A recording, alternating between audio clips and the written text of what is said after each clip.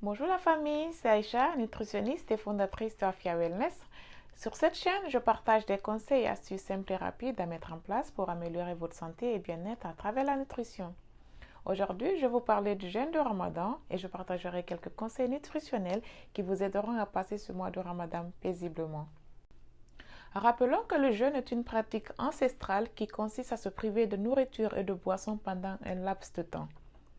Quant au jeûne de Ramadan, il constitue l'un des 5 piliers de l'islam et dure un mois. Durant ce mois, tous les musulmans du monde entier, sauf exception, doivent s'abstenir de manger ou de boire du lever au coucher du soleil. Quels sont les bienfaits du jeûne en général? Le jeûne, entre autres, permet de stimuler l'autophagie, qui est une fonction d'autonettoyage de l'organisme par ses propres cellules en favorisant la régénération cellulaire. Il aide à réguler la glycémie, donc diminue la production de l'insuline.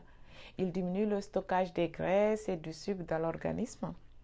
Il stimule la sécrétion des hormones de croissance. Il prévient surtout le surpoids et certaines pathologies associées comme le diabète, les maladies cardiovasculaires et la liste continue. Parlons un peu de la préparation du corps pour ce jeûne. Notez qu'il y a certaines précautions à suivre avant d'entamer un jeûne, quelle que soit sa nature, pour éviter de mettre en péril sa santé et limiter ses faiblesses physiques. Il est déconseillé de se lancer dans un jeûne du jour au lendemain. Il faut en effet se préparer physiquement et mentalement et ne pas faire les choses au hasard. Car ce changement, s'il est trop brutal, ce changement d'alimentation, s'il est trop brutal, pourrait entraîner des vertiges, des maux de tête, des nausées, des crampes ou des sensations de fatigue. Voici quelques pratiques simples à mettre en place pour limiter ces signes de fatigue physique.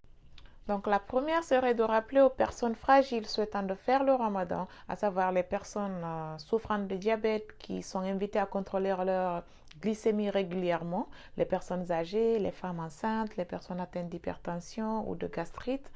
Toutes ces personnes-là doivent consulter leur médecin avant d'entamer le jeûne pour revoir leur état de santé et de là décider si elles sont aptes de jeûner ou pas.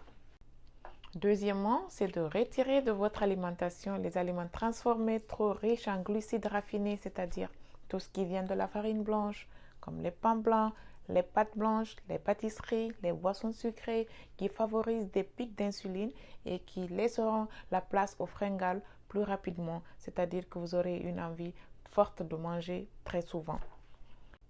Donc, troisièmement, ce serait de réduire la quantité de nourriture et éviter les grignotages entre les repas au fur et à mesure que le ramadan approche.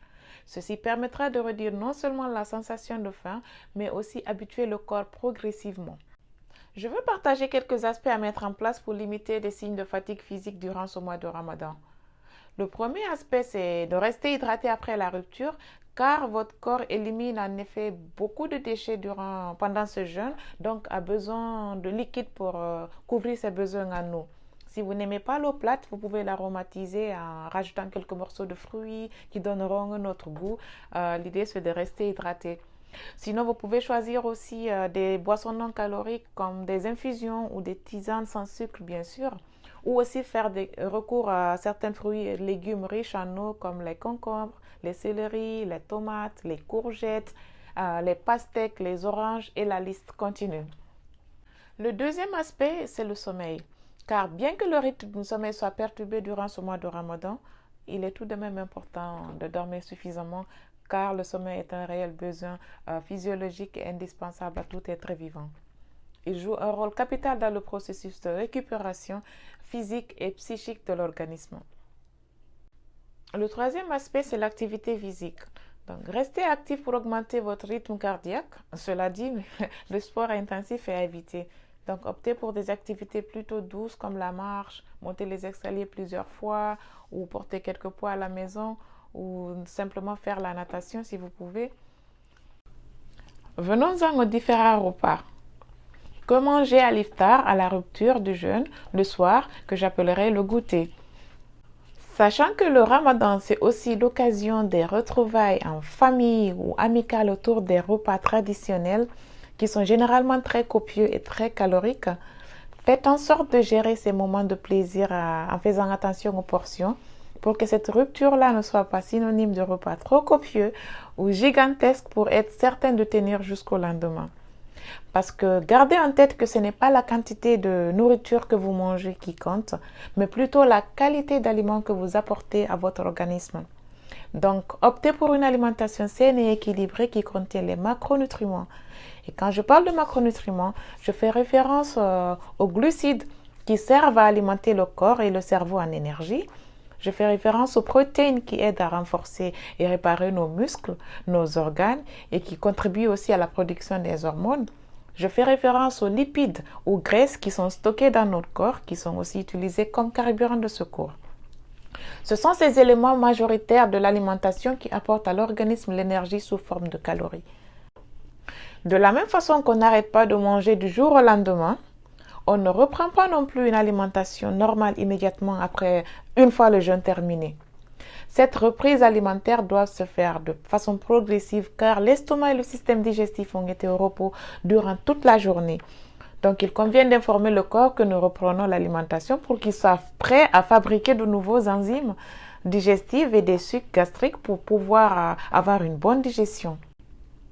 Vous pouvez remarquer que certaines personnes, en remangeant aussitôt des repas solides très lourds, rencontrent des troubles digestifs comme des douleurs abdominales, des indigestions, des ballonnements, des lourdeurs, des grosses fatigues, etc.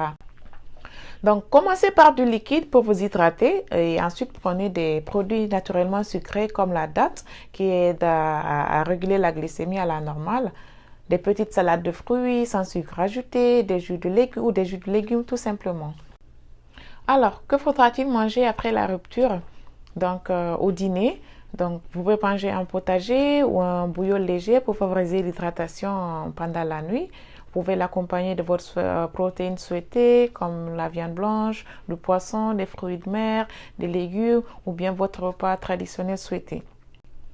Et pour les végétariens ou les végans qui ne consomment pas du tout de produits d'origine animale peuvent bénéficier des aliments riches et équilibrés comme les légumes, les céréales complètes, des graines, des noix, des fruits, y compris les baies, des champignons, des algues, sans oublier de prendre la vitamine B12 en supplément.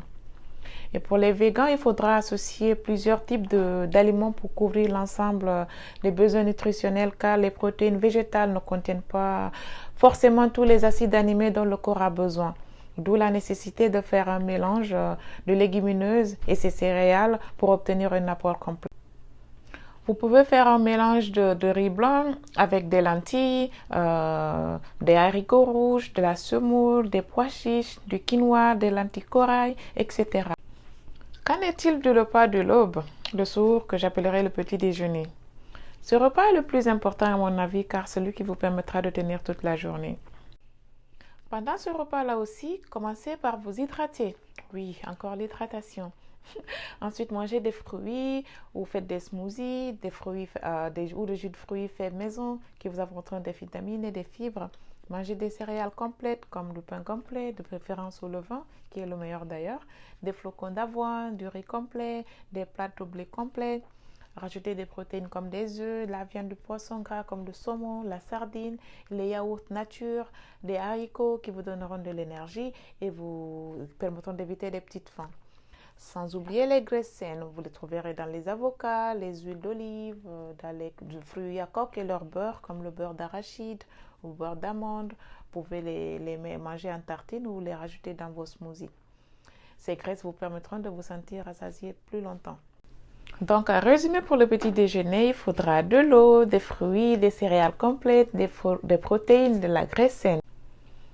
Ce qu'il faut éviter, c'est un petit déjeuner très riche en produits transformés comme le sucre blanc, le pain blanc, les pâtisseries, le jus de commerce, ce qui fera monter votre glycémie et avoir des fringales quelques heures après. Il faudra aussi éviter les graisses saturées et les aliments frits ou les aliments trop riches en sodium qui donneront au corps un besoin d'eau quelques heures après. La caféine et le thé aussi sont à éviter à cause de leur effet diurétique qui mène le corps à la déshydratation. J'espère que ces conseils et astuces vous aideront à passer un excellent mois de Ramadan. Et si vous avez aimé la vidéo, n'oubliez pas de la liker, de la partager, de commenter. D'ici là, prenez soin de vous et à très bientôt pour une prochaine vidéo. Ramadan Mubarak!